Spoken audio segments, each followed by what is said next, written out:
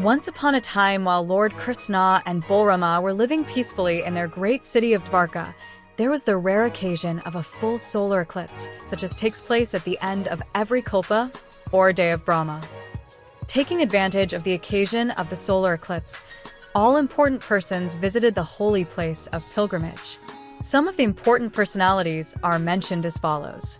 Among the older persons there were Akrura, Vasudeva, and Ugrasena. Among the younger generation there were Gada, Pradyumna, Samba, and many other members of the Yadu dynasty.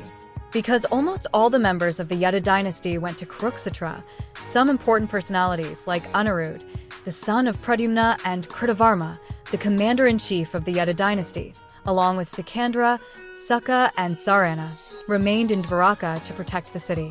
Since it is a Vedic custom to give in charity as much as possible during the hours of the eclipse, the members of the Yadu dynasty distributed many hundreds of cows in charity to the Brahmanas. All those cows were fully decorated with nice dress and ornaments. The special feature of these cows was that they had golden ankle bells and flower garlands on their necks. After feeding the Brahmanas, it is the custom for the host, with their permission, to accept prasadam.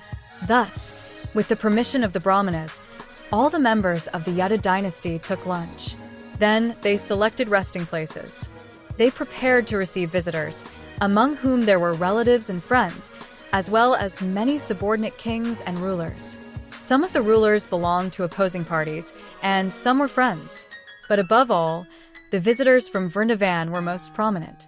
The residents of Vrindavan, headed by Nanda Maharaja, had been living in great anxiety because of separation from Krishna and Balrama. Taking advantage of the solar eclipse, they all came to see their life and soul, Krishna and Balrama. The inhabitants of Vrindavana were well-wishers and intimate friends of the Yadu dynasty. This meeting of the two parties after long separation was a very touching incident. Both the Yadus and the residents of Vrindavana felt such great pleasure in meeting and talking together that it was a unique scene. Meeting after long separation, they were all jubilant. Their hearts were throbbing, and their faces appeared like freshly bloomed lotus flowers. There were drops of tears falling from their eyes, the hair on their bodies stood on end, and because of their extreme ecstasy, they were temporarily speechless. In other words, they began to dive in the ocean of happiness. While the men were meeting in that way, the women were also meeting one another in the same manner. They were embracing each other in great friendship, smiling very mildly and looking at one another with much affection. Due to such heart-to-heart embracing, torrents of tears glided down their cheeks. The juniors were offering obeisances to the elders, and the elders were offering their blessings to the juniors. They were thus welcoming one another and asking after each other's welfare. Ultimately, however, all their talk was only of Krishna. All the neighbors and relatives were connected with Lord Krishna's pastimes in this world, and as such Krishna was the center of all their activities. Whatever activities they performed, social, political, religious, or conventional, were transcendental. In this meeting at Kurukshetra, Kuntidevi and Vasudeva, who were sister and brother, met after a long period of separation, along with their respective sons and daughters-in-law, wives, children, and other family members. By talking among themselves, they soon forgot all their past miseries. Kuntidevi especially addressed her brother Vasudeva as follows. My dear brother, I am very unfortunate, because not one of my desires has ever been fulfilled. Otherwise, how could it happen that although I have such a saintly brother as you, perfect in all respects, you did not inquire from me as to how I was passing my days in a distressed condition of life? Vasudeva replied to his sister, My dear sister, do not be sorry, and do not blame me in that way. We should always remember that we all are only toys in the hands of Providence. Everyone is under the control of the Supreme Personality of Godhead. It is under his control only that all kinds of fruitive actions and the resultant reactions take place. My dear sister, you know that we were very much harassed by King Kamsa, and by his persecutions we were scattered here and there. We were always full of anxieties. Only in the last few days have we returned to our own places, by the grace of God.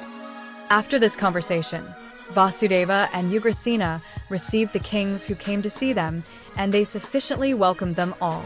Seeing Lord Krishna present on the spot, All the visitors felt transcendental pleasure and became very peaceful.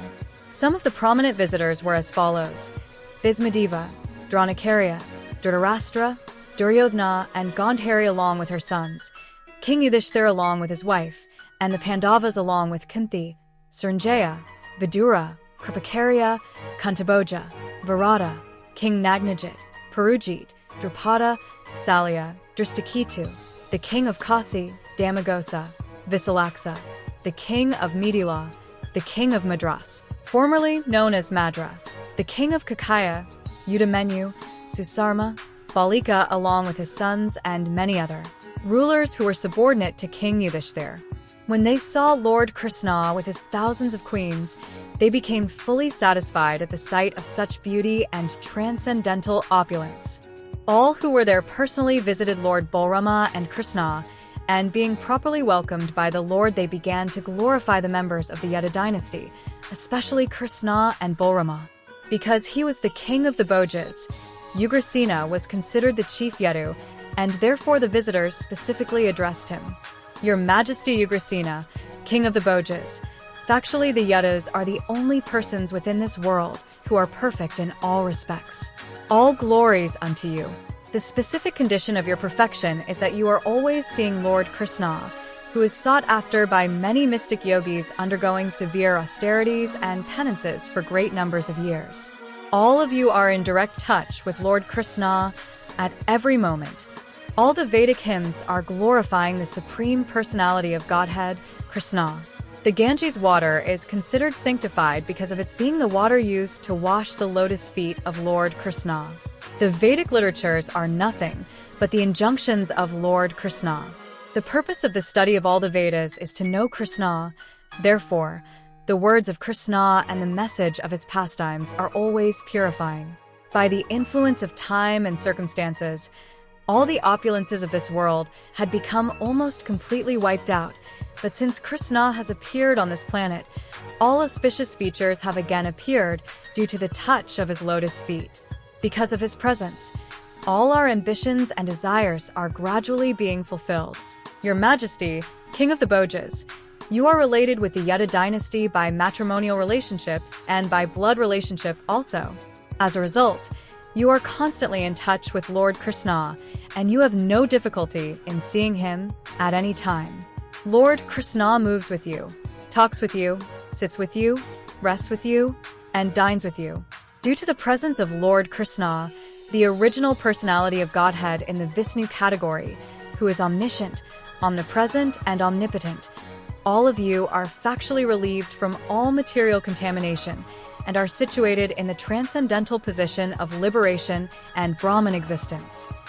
When they had heard that Krishna would be present in Kurukshetra because of the solar eclipse, the residents of Vrindavan, headed by Maharaja Nanda, had also decided to go there, and therefore all the members of the Yadu dynasty were attending. All of the Vrindavan residents had come to Kurukshetra to see their beloved Lord Balrama and Lord Krishna. Lord Krishna and Balaram and the residents were all very happy to see each other. Stay tuned to see what happened next when all of the residents of Vrindavan and Lord Krishna and Balaram happily met each other in the next episode. In the meantime, for more details, please read the Krishna book by Srila Prabhupada. Please don't forget to subscribe. Thank you so much. You become very fortunate and blessed by enjoying these stories of Lord Krishna. Hare Krishna.